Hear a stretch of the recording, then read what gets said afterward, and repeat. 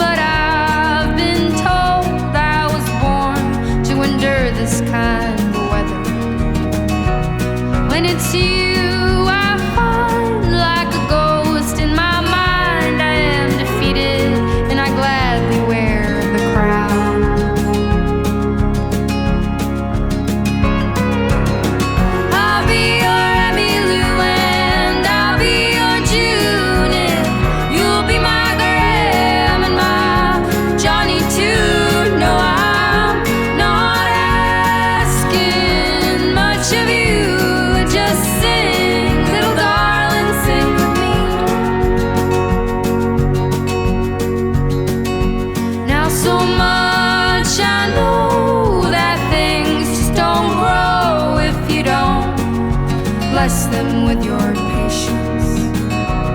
And I've been there before. I held up the door for every stranger with a promise. But I'm holding back, that's the strength that I lack. Every morning keeps returning up my window, and it brings me to you, and I won't just pass through, but I'm not asking for a storm.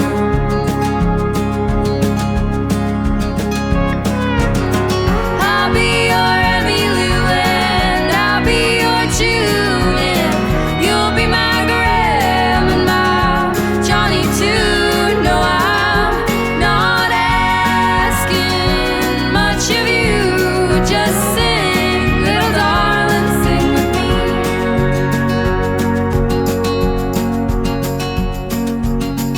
I'll be your Emmylou and I'll be your June, and you'll be my Graham and my Johnny too. No, I'm not asking much of you. Just sing, little darling, sing with me. I'll be your Emmylou and I'll be your June, and you'll be my Graham and my Johnny too. No, I'm not asking much of you. Just sing, little darling, sing with me. Just sing, little darling, sing with me.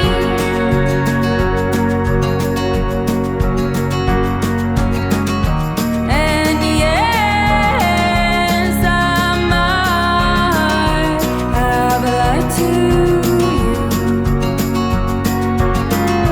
I was frightened, but I held fast.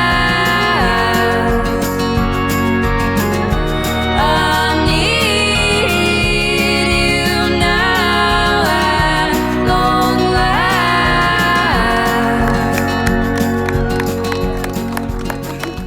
Maidie and Mark, it has been an honour for me to marry you today, and on behalf of everyone here, I wish you a long, fulfilling and happy life together. Ladies and gentlemen, please congratulate our newly married couple, Mr. and Mrs. Eacott.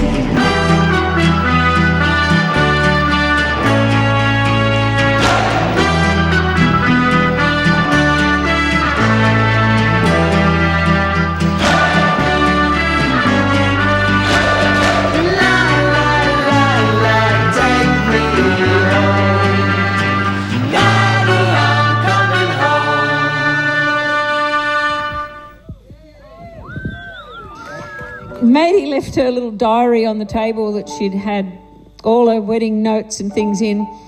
And the quote was, "Life isn't about waiting for the storm to pass. It's about learning to dance in the rain."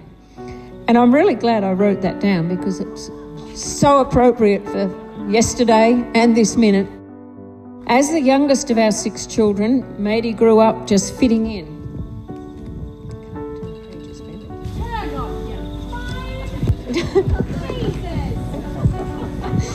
She never complained or made a fuss.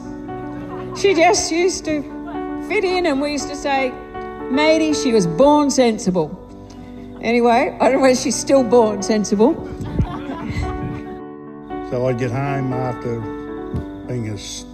being stressed out at school, sit down, read the paper, and the kids knew, don't go near Dad, he needs an hour, leave him alone, leave him alone, leave him alone. May, when she was a little thing like this, she'd come running up and she'd smash into the paper and all the kids would go, like this. And they'd say, Dad, how come you're going to look at her? I say, because she's my little darling.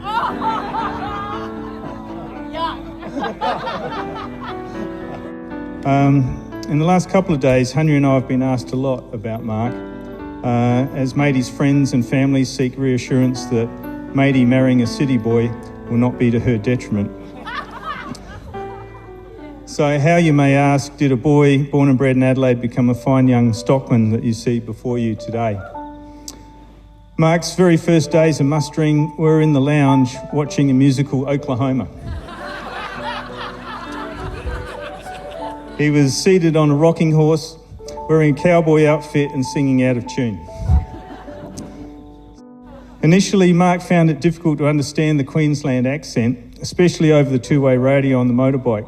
He quickly worked out that even though he couldn't understand what Pod was saying, he just increased his speed to match the intensity of Pod's instructions. In his early days at Inaminka, Mark's news was all about cattle and horses and motorbikes, and he was living his dream. Soon, however, we noticed his stories seemed to revolve around someone called Maidie. When Maidie and Mark met, they both started work as ringers on Inaminka Station. They developed a great friendship as they worked in the camp under Pod. So after 2 years of station life, when the watchful eyes of Maidie's sisters had noticed that Mark was keen on Tintin, but Tintin was not keen on Sparky, they both left Inaminka to go to university. And a few months later, I was driving in the car with Maidie, and the conversation went like this. I better let you know that Mark's my boyfriend now. And then she finished with, he's pretty much my best friend. So I thought, if he's my best friend, he may as well be my boyfriend. Hanya and I first met Maidie at the Inaminka races about 8 years ago, and when we saw the two of them together, we suspected that Mark had found his soulmate. Well, this weather will go pretty well with my speech because it's going to be a shit show anyway.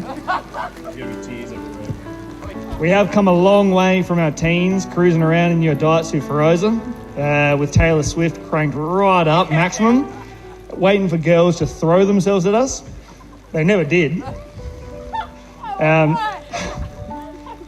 I look back on that and honestly I wonder how either of us actually found a girl. For those who don't know me, I'm Kiralee, and Maidie is one of my oldest and dearest friends. We met as toddlers, and I don't remember a time in my life without Maidie. We would run amok around the school, getting ourselves into plenty of trouble, which we continued to do all through primary school. But that's okay when you're the principal's daughter. Mark, I love you like a brother, and I'm so happy that you found Maidie because she is literally perfect for you, man. Maidie, I'm so proud of the woman you have become, and it was truly an honour to stand beside you today and witness you marry your best friend. And then we can all raise a glass to Maidie and Mark. Bridesmaids, groomsmen, massive, awesome job. Well done. Thank you for supporting us and being the people who we can call our best friends. Not so much thank you that the whole time we were getting ready, we could hear shotgun loads going off. So while they were relaxing and we were trying to relax, all we could hear was bang, bang, bang. So thanks for that. But lastly, and certainly not least, Maidie, my wife. You look absolutely beautiful today. We've known each other for 10 years. They call that a decade, and it's true to say you are my best friend. And we've had a lot of amazing memories and adventures together. We've worked all over the place, and it's amazing how far we've come together, both as individuals and as a couple. However, I admit it wasn't always smooth sailing. Like most couples, you go through a bit of a rough patch, go through a few speed bumps, but our speed bump just happened to be my head, which Maidie ran over with the 230. For those wondering the outcome, I think I grew a centimetre and was in a neck brace for 2 weeks, and Pod would laugh at me every time he looked at me. But I must have worn it pretty well because I stand here today. Of course, like all good love stories, we got over that speed bump, and I eventually got over my fear of Maidie riding a 230 behind me. But I can't wait to see what another 10 years of adventures and laugh springs, and I hope no more speed bumps. And seeing where life takes our little family, I truly couldn't imagine life without you and Nellie. You are my rock, and I love you with all my heart.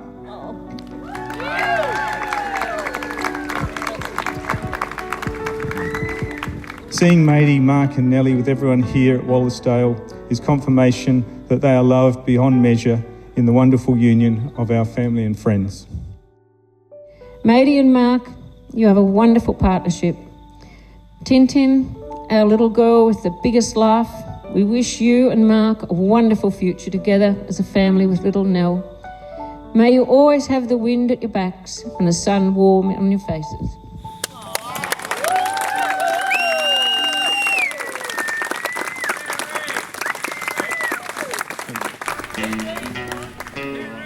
Jade. Alexander.